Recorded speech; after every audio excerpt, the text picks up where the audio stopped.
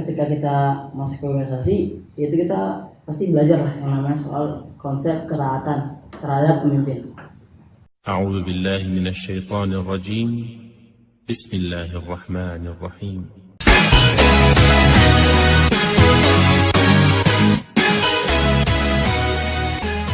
3, 2, 1, open the door.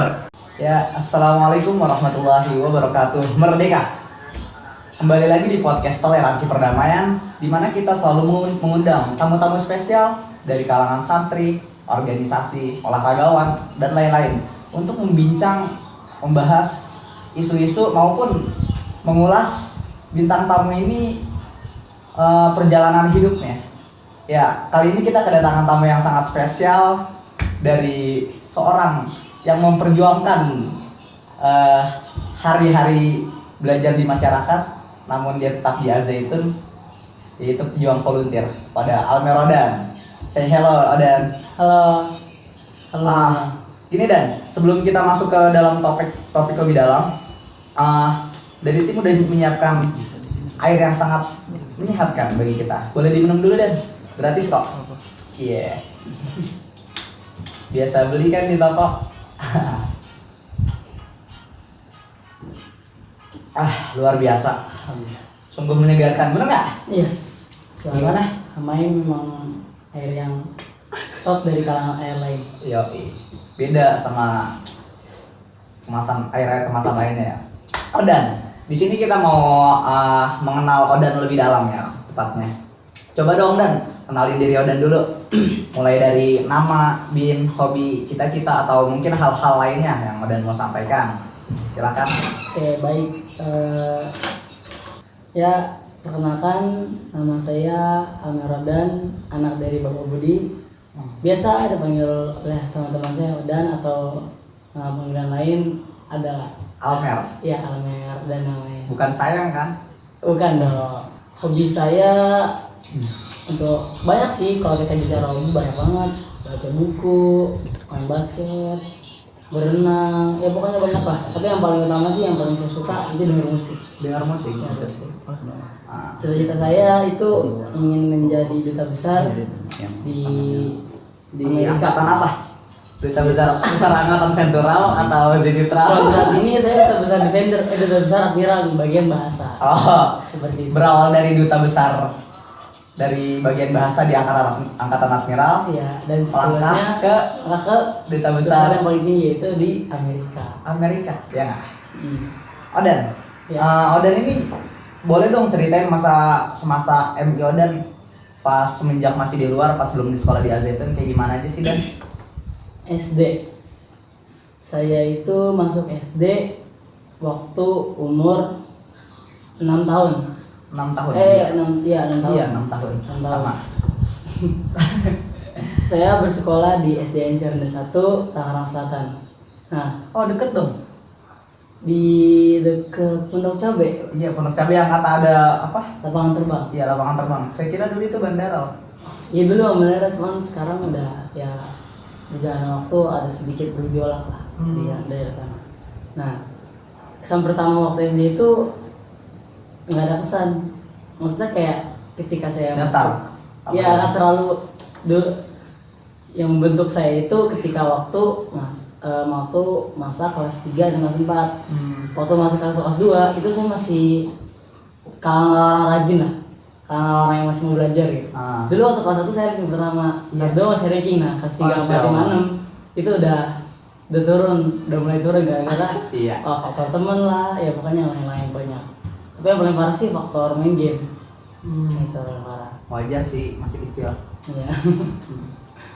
Nah, habis itu Gimana di kelas 4 tadi? nah, ketika masuk kelas 3, di situ saya udah mulai mengenal apa itu yang namanya geng, terus bareng-bareng sama temen. Nah, itu udah mulai kenal tuh. Nah, yang emang kalau kita hidup itu kalau kita nggak bersosialisasi itu bahaya bagi diri sendiri. Makanya saya berusaha buat punya teman bareng, kalau pulang sekolah bareng, terus abis setelah kalau rehat, kalau dulu tuh namanya istirahat bukan rehat. Kan kalau sini nggak rehat ya. Kalau sana istirahat terus tuh kantin beli jajan bareng-bareng. Nah itu waktu kelas 3 masih mengenal temen. Nah udah masuk kelas 4 itu udah mulai mengenal yang namanya warnet. Wih. Jadi dari kelas 4 5 6 di situ masih membutuhkan saya, di mana saya bandel, terus terkadang jadi banyak deh pengalaman saya yang membuat saya itu berpikir gitu, aduh sebenarnya kayak gini tuh bagus atau enggak ya sih? Itu mulai terpikir pas kelas 6 ketika ingin masuk mahar. Iya, ini menarik. Jadi emang dapat kita lihat sih, dapat aneh lihat dari keseharian Odan emang gimana ya? Emang Odan itu jenis orang yang suka bersosial. Emang apa sih dasar apa ya bersosial Odan itu? Mungkin Stevennya anak ini yang emang yang harus. Odan Stevennya apa Dan? Insting. Anak insting. Udah kayak hewan aja lalu. Iya nih, hewan. Tapi insting itu bergerak berdasarkan naluri kita. Naluri. Dan langsung aja nih Dan. Kita langsung masuki ke momen-momen hidup yang seru. Di mana Odan memasuki Al-Zaitun. Coba deh, apa sih? Enggak deh, kapan Odan pertama kali kenal Al-Zaitun? Nah, sebelum saya masuk mahad, sebelum saya ragu karena di mana-mana ketika kita punya name yang tinggi kan, kalau di luar kan ketika lulus SD ada name kan ya, sama kayak Sananga atau Alia lah. Nah, saya SD, ketika lulus SD name saya tinggi dan di situ saya ditaruh oleh ibu saya. Karena berhubung name saya tinggi, kalau nggak salah itu 27,9. Itu kan yang kalau menurut saya itu Mas MI. SD. SD. Itu nama sangat tinggi dan itu Lumayan. bisa masuk sekolah favorit lah pokoknya. Sekolah favorit. Nah, cuma di situ kakak saya, saudara saya, jadi kakak saya yang pertama, yang kedua, yang pertama dan saudara saya itu lebih mendukung saya untuk mahad karena mereka sudah di mahad dan mereka juga menjamin kalau saya di mahad saya bakal Jadi orang. jadi orang, saya bakal baik dijamin deh ke apa namanya Suksesannya. bukan suksesannya kayak nanti apa bakal kita tolongin sama kakak saya. Ya udah akhirnya saya di situ lebih enak lagi, justru malah kalau kakak saya sekolah di luar yang ada malah apa ya, mungkin gak bakal jadi sekarang. Tapi Odan udah kenal mahad emang pas baru mau daftar apa sebelum-sebelumnya dari kelas 3? Dari kecil pernah Dari kecil udah kenal mahad? udah kenal. Oh, bisa gitu ya? Kenal dari mana? Kakek. Oh, Diajak sama kakek waktu umur 5 tahun. Saya lebaran di sini. Soalnya kakak saya itu kalau nggak salah waktu itu liburannya bukan pas lebaran. Jadi lebarannya di Mahad. Kita akhirnya nyamper ke Mahad. Dulu alis saya itu masih ya menurut saya masih gede, masih besar lah. Ya mungkin karena sekarang kecil karena makin besar saya mungkin. Oh ya. iya. Kayak gitu. Oh, tapi menarik loh Dan. Odan ini udah kenal Al-Zaitun dari kecil, umur 4 tahun ya, sekitar 5 tahun lah. Nah, tapi baru disekolahkan di Al-Zaitun ini saat kelas 7 SMP atau MTS. Boleh dong Dan, gimana sih masa apa ya perasaan Odan pas pertama kali di sekolah ini Mahad ini, mulai hari pertamanya gimana? Boleh dong diceritain. Pertama kali itu takjub. Berapa? Takjub ini karena saya berpikir wah bangga banget bisa sekolah yang dimana fasilitasnya lengkap, terus tempatnya gede dan memang di situ teman-teman kita banyak dari luar provinsi, dalam provinsi, luar kota, pokoknya semua semua daerah itu ada. Jadi itu yang buat saya semakin Banyak teman ya, relasi. Wih, pas kelas 7 udah kepikiran relasi? Udah, soalnya emang waktu kelas SD itu yang saya pikirin pengen dapat temen aja dulu ini. Iya sih, emang bener. Kita sekolah di Mahad emang beragam suku, budaya, ras, emang ada di Mahad gitu. Apapun, bener nggak? Dari orang Malaysia ada, bahkan kalau angkatan dulu ada yang dari Afrika, ya kan? Singapura. Emang kita kalau jadi membuat relasi sangat mudah ketika sudah lulus nanti. Dan ini Odan pas mulai dari kelas 7 sampai kelas 9 apa aja sih ekstrakurikuler, organisasi atau olahraga yang Odan ikutin? Saat waktu masih kelas 7 di situ memang saya belum tahu apa-apa. Maksudnya ya ibarat orang baru keluar dari bayi baru keluar dari rahim. Ya, karena di situ saya memang nggak tahu apa. Tapi ya hanya mengikuti alur.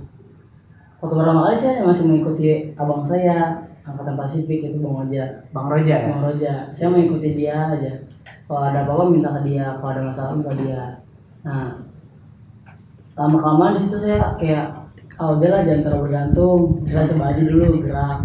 Nah kira saya ikut ya gara-gara kakak saya ikut hoki, akhirnya saya ikut hoki. Nah saya ikut hoki itu alhamdulillah itu seru, pengalaman bagus banget, dan memang waktu SD udah mau latihan hoki di luar. Nah Dan emang karir hoki sih melejit sih terlihatnya di Al-Zaitun. Itu emang hoki lah sepertinya, bahkan sampai sekarang pun hoki Makanya di diputusin. Iya makanya host. Diputusin. Iya. Sedangkan olahraga lain enggak ya. Nah, tapi yang sangat disayangkan itu saya bertahan di hoki itu sampai Mister 2. Mister 2 ini saya Kenapa? Boleh. di Mister 2 ini saya kayak mungkin gara-gara temen juga sih. Ada teman yang apa sih kayak ngajak, dan juga emang dari hoki. Bukan dari hoki. Ngajak apa nih? Ngajak untuk bermain basket, dan juga emang di situ Ya keluar dari hoki dong. iya. Keluar dari hoki. Jadi Pindah ke olahraga lain. Jangan pindah ke olahraga lain. Emang bener sih kalau di umur-umur sekarang kan kita harus nyobain semuanya gitu, lebih generalis. Semuanya kita telan. Ya. Iya benar. Banyakin pengalaman. Oh ya dengar-dengar di basket juga Azba itu sering banget ngadain pertandingan keluar. Itu gimana dan ceritanya? Nah, Sering ikut tanding keluar gitu? Terpilih? jadi kalau di angkatan saya ini ketika waktu kelas 8 itu pernah dibanggakan lah oleh pelatih kami, karena ketika kita Siapa pelatihnya? pelatih kami itu dulu itu Adian? masih Sifu Giri, Ustadz Giri Setiawan. Yang kiri ya? Nah, karena emang motivasi kita STEAM itu motivasi kita itu karena kita ngeliat kakak kelas itu kayak ayo dong kita harus bisa nih buat kakak kelas kita supaya ketika nanti kita sih yang motivasi kita buat ikutin event, buat keluar. Cuma nggak itu juga, karena dorongan dari temen, tekanan dari kakak kelas juga, kayak tekanan dari temen juga. Kayak misalkan kalau saya pribadi nih, dulu saya waktu masih kelas 7 dari kelas 7 bertahan sampai kelas 8 besar 1 itu saya masih main di bawah rata-rata. Jadi orang-orang yang main ini nggak terlalu jago. Oh belum masuk tim inti? Belum masuk tim inti. Tapi teman-teman saya benar-benar dukung saya ini nggak dengan dukungan ayah, enggak kira tekan dan ayo dong gimana sih gini. Nah jadi dia tekan. Bilang aja diomelin. Iya gitu lah. Nah jadi dia tekan itu saya termotivasi, dan akhirnya kita di kelas 8 itu di kelas 8 kelas 2 itu mampu menjadi kalau nggak salah ya di saat pertandingan saya lupa, itu bisa menjadi Top score apa? juara 2 kalau nggak salah di antara angkatan Pasifik sama Veteran. Itu tim Defender. ente pribadi. Enggak dong, kalau basket tim. Iya sih bagus dari cerita Odan agak ditekan, dijatuhin pasti pernah kan? Iya, Pas lagi Odan gimana sih nih main nggak bener. Emang gimana ya, menurut saya perlakuan yang sama apabila direspon dengan respon yang berbeda itu akan menghasilkan beda. Ada 2 anak kecil yang diperlakukan sama oleh kedua orang tuanya, tapi ketika sudah besar satunya jadi orang besar sukses dan satunya lagi benar-benar hancur hidupnya. Padahal perlakuan yang sama tapi karena respon yang berbeda gitu. Tapi jadi karena respon yang baik ini Odan jadi bisa lebih tumbuh ya. Bisa lebih tumbuh. Oke, bagus. Dengan tekanan itu kita bisa lebih berpikir. Berpikir keras ya. Gimana caranya ini supaya gue bisa, supaya kita tuh bisa untuk menjadi bagian dari mereka lah, menjadi bagian di mana kita tuh bisa berdiri bareng-bareng di atas. Terus udah pernah tanding keluar? Udah sekitar 3 atau 4 kali. Waktu kelas 8 itu sekali. Itu ya? Nah, pengalaman pertama saya waktu kelas 8 itu langsung kalah. Di penyisihan? Iya, di penyisihan. Itu melawan SMP Balongan A. Jangan ngomong ya, orangnya gede-gede. Karena memang kita di situ belum siap mental. Nah, ketika waktu kelas 9 Mister 2 alhamdulillah menjadi juara 2 Sindramayu. Sindramayu itu SMP. Tapi di situ ya ada sedikit kayak menurut saya sih bukan kecurangan, kayak mungkin kesalahpahaman lah ya, juga dunia luar. Apa sih bayaran? Ya semacam itu lah. Enggak kalau menurut saya ya. Jadi kayak itu tuh di detik akhir, di 3 detik terakhir. Oh iya pernah dengar nih. Itu teman saya itu melakukan layup. Tiba-tiba kayak di foulin lah sama musuhnya. Tapi foul ini bukan foul shooting, tapi foul side yang di samping. Nah itu yang ngerti deh. Enggak, lanjut. Ya Iya, maksudnya, iya, jadi ngerti. kayak bukan syuting, syuting 2 poin tapi malah di pinggir gitu, lempar out. Nah di situ yang buat kita bingung kenapa coba. Oh, seharusnya penalti. Harusnya penalti malah Tapi dari enggak. samping gitu. Dari samping. Itu skornya itu 4-2 4-3, itu sangat tipis banget. Main nyesek ya. Oke lah kalau bedanya jauh ya kan Iya, selisihnya. tipis Ini banget. Cuma beda 1 poin kan, 1 poin. greget gitu. Yang bisa kita kejar tapi ya sudah lah. Tapi dengar-dengar ini loh. Apa sih nih yang aneh suka denger ya? Anak-anak basket itu motivasi untuk tanding keluar itu karena pengen jajan di luar, benar nggak? Oh, itu alasan kesekian ya. Oh, alasan kesekian. Alasan pertama itu pengen ya lebih pengen Harumkan nama aja itu. ya, udah kita harus bangga sama itu lewat basket. Kalau kita nggak bisa organisasi, kita bangga lewat basket. Kita waktu kelas 9. Iya sih emang basket ini salah satu cabang olahraga yang paling sering tanding keluar selain hoki. Kalau bola semenjak udah nggak ada ini apa namanya LPI, Menpora itu benar-benar udah jarang banget tanding keluar. Paling ngundang klub dari luar buat tanding di Palagan. Iya. Oh dan selama MTS pernah nggak sih ikut organisasi? Nah, pengalaman organisasi pertama saya itu waktu kelas 8. Ketika waktu kelas 7 ini saya masih bergejolak dengan lingkungan. Iya. Antara pengen atau tidak. Sebenarnya sih lebih terpengaruh sama kakak ya, karena kakak saya rata-rata di organisasi. Waktu kakak saya yang pertama itu panggil kakak saya itu dia Marhala angkatan Pasifik, dan kakak saya yang kedua kok nggak salah saya nggak tahu sih kalau yang kedua nggak tahu. Siapa Kadian? Kadian ya, dia kayaknya Mas kan. ya Mas. Waktu kalau MTS belum, tapi Oh, ketika apa yang masih SMA dia masih jawab Mas. Nah motivasi saya sebenarnya pengen apa ya, mengupgrade diri. Iya. Karena pengen ayo dong, saya kayak self talk sama diri sendiri. Ayo dong, jangan kayak gini terus. Jadi gimana nih? Ya jangan ya monoton, Oh, menonton. main bareng sama temen terus seneng tanpa mikirin. Ya kan ketika kita MTS kan pasti di kelas kita dikasih materi-materi kayak guru lebih ke arah akidah. Nah di situ saya mikir, aduh, apakah selama ini saya salah gitu ngelakuin hal kayak gini. Kira udah saya move on. Kira sadar ya, well. Berusaha move on untuk organisasi. Nah organisasi pertama saya ikuti itu di Sterham. Tapi saya hanya menjadi staff.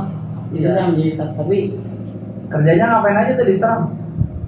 di Sterham itu kan disiplin, tertib, hak asasi manusia. Ya lebih arah mendisiplinkan santri ketika pagi hari. Jaga jalan gitu. Ya jaga disiplin kan lah, biar lebih formal. Ya.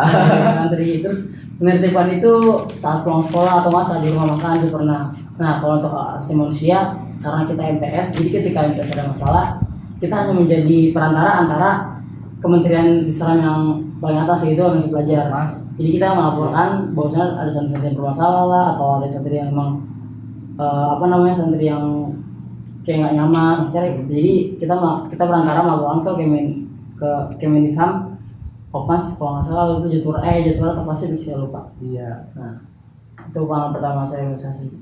Pengalaman paling berkesan Odan selama di MTS apa aja sih Dan? Panitia Irsyad. Irsyad. Irsyad. Jadi apa waktu itu? Jadi protokoler sih. Protokoler. Cuma protokoler. Kenapa sih berkesan sama Nisa nih? Bukan. Sama bareng Nisa. Pengalaman saya di situ kan saya paham bahwasanya ya hanya protokoler saja. Cuma di situ Umi Wawa itu menjelaskan protokoler itu yang menentukan acaranya itu acara kalian itu atau tidak. Karena protokoler itu yang dilihat langsung oleh kamu.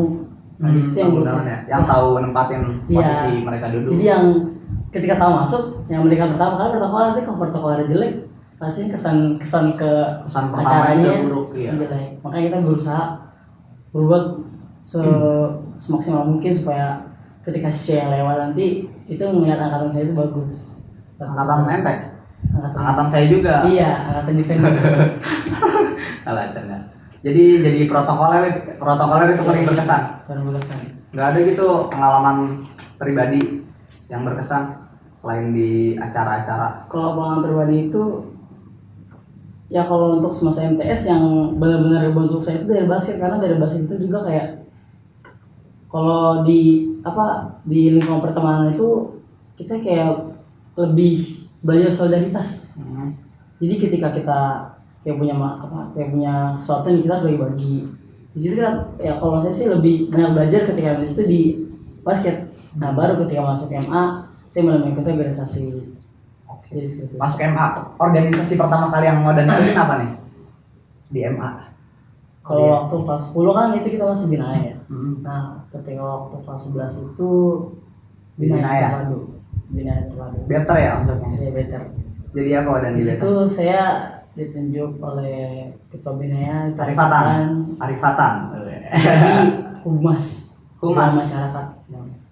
Hubungan masyarakat ini emang kalau menurut saya emang pantas pas banget buat saya buat apa ya, dari back skill apa soft skill yang saya punya.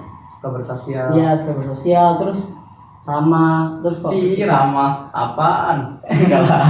terus ketika bernegosiasi dengan stakeholder yang lain, jadi kita bisa apa ya, menimbulkan kesan baik lah. Karena mungkin ya yang juga humas tuh mungkin dilihat dari tampangnya juga mungkin gitu. Apa nih maksudnya? Nah, Jadi itulah ya. mungkin ya kita lah makanya. Karena kalau lawan negosiasi antar instansi kita itu Nisa, kan pasti dilihat juga kan orang yang nego. Enggak juga sih. Oh. Nggak tahu. Kan biasa nego nih. Mungkin lebih Orangnya ke arah apa ya, sopan lah. Jadi karena saya emang gitu ya, sopan. karena saya di humas, di situ saya kayak dipaksa untuk sopan, ramah, dan bukan dipaksa sih, emang job describe saya kayak gitu. Harus bisa Diajarin poker. Mas, bertopeng. ya Asli kan kayak gitu kan? Ya, Tapi nggak asli dalam diri kan? Nggak gitu. asli. Jangan sampai. Nggak lah, canda. Jangan sampai. Canda. Nah, Asli itu kok.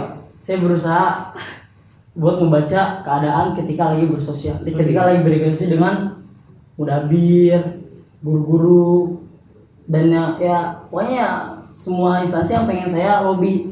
Buat Jadi saya acara-acara berusaha- gitu. Iya, saya berusaha buat gimana caranya mereka itu bisa menerima kami sebagai better, sebagai binaya terpadu. Yang terpadu. Seperti itu. Odan, dengar-dengar nih dari pandangan orang-orang, Odan kan the king of meeting, asik, the king, rajanya istimewa. Apa sih Dan motivasi Odan buat datang ke tengah, ke Selasar, buat istimewa tiap hari gitu, tiap pagi yang datang ke tengah kan Odan terus biasanya. Sampai dijulukin raja istimewa nih, gimana nih? Boleh diceritain dong? Iya, apa sih motivasinya? Sebenarnya seperti ini. Kan ketika kita masuk ke organisasi, itu kita pasti belajar lah yang namanya soal konsep ketaatan terhadap pemimpin. Kalau dibilang bukan apa ya, kalau mungkin dibilang bukan saya sering gitu ya. Jadi ketika pimpinan atau yang mengajak istimewa itu ngomong jam segini, saya bakal ada tempat jam segitu. Tapi terkadang ya memang teman-teman saya datangnya terlambat lah, dan yang lain-lain. Jadi ya mungkin dari situlah orang-orang melihat bahwasannya saya Paling getol paling kita. buat ke tengah. Padahal mah ya di situ saya berusaha gimana caranya apa ya, benar-benar datang sesuai janji dengan yang udah disepakati, jam segini datang. Nah seperti itu. Emang sepenting apa sih istimewa itu?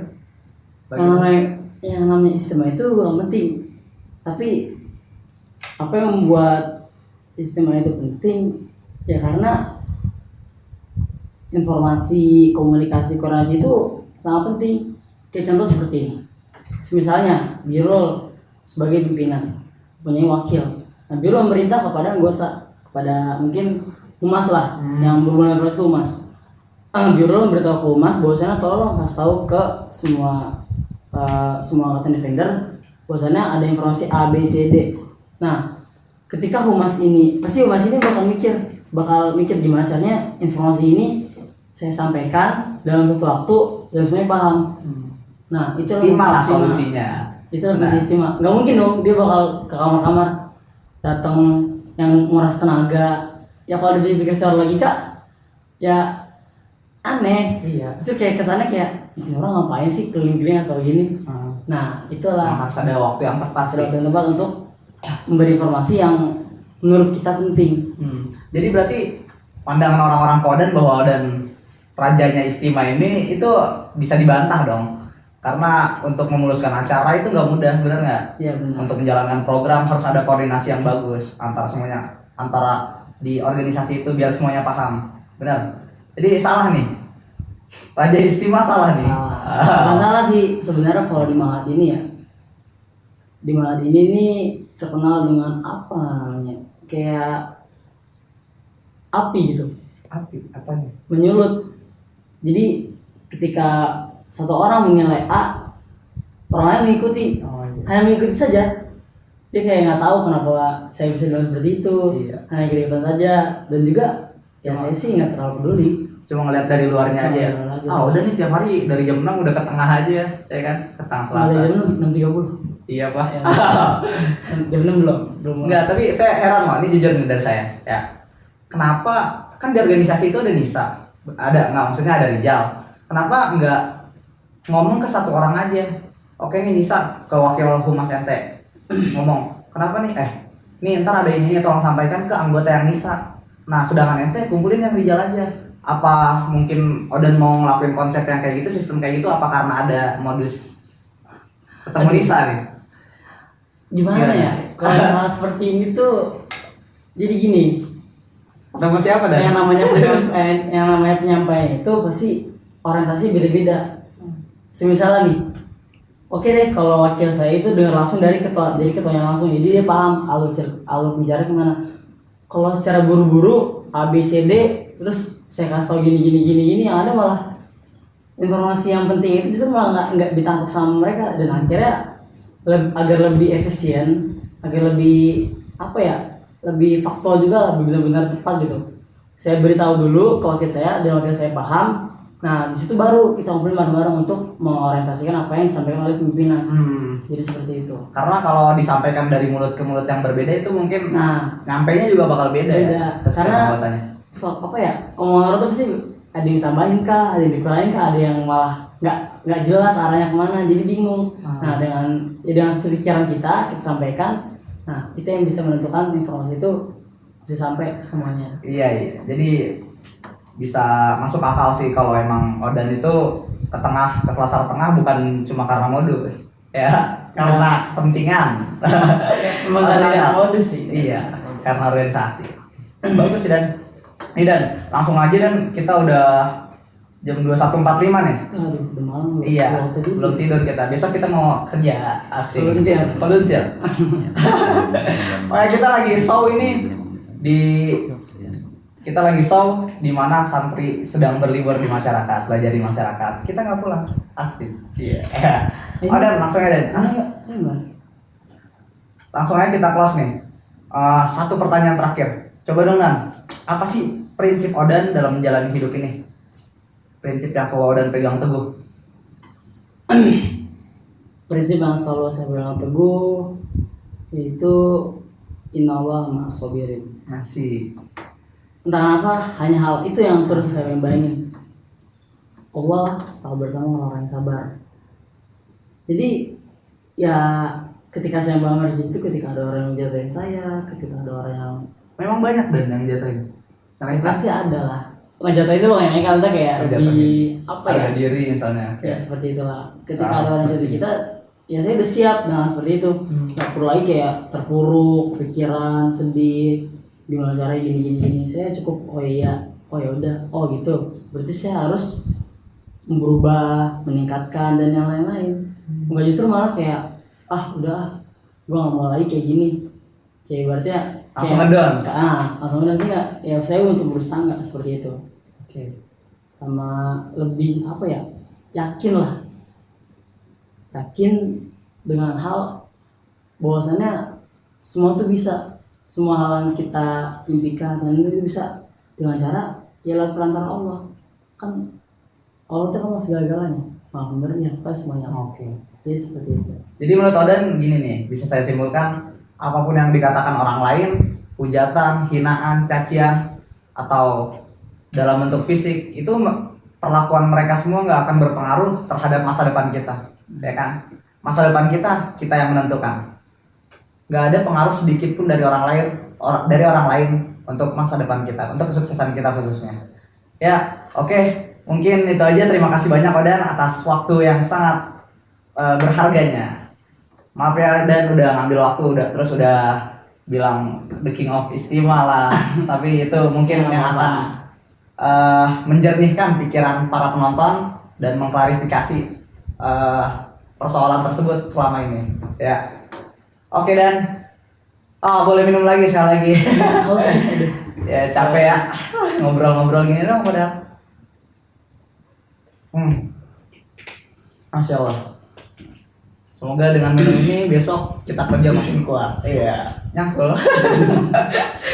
Oke, untuk para penonton yang di luar, khususnya para santri yang sedang belajar di masyarakat, jaga diri baik-baik, jaga kesehatan, ikuti protokol WHO, dan semoga kita semua selalu dilindungi oleh Allah Subhanahu Wa Taala dan diberi kesehatan hingga kalian kembali ke Al-Zaitun kita tercinta ini. Oke, sekian aja dari kami. Assalamualaikum warahmatullahi wabarakatuh. Merdeka. Waste your time.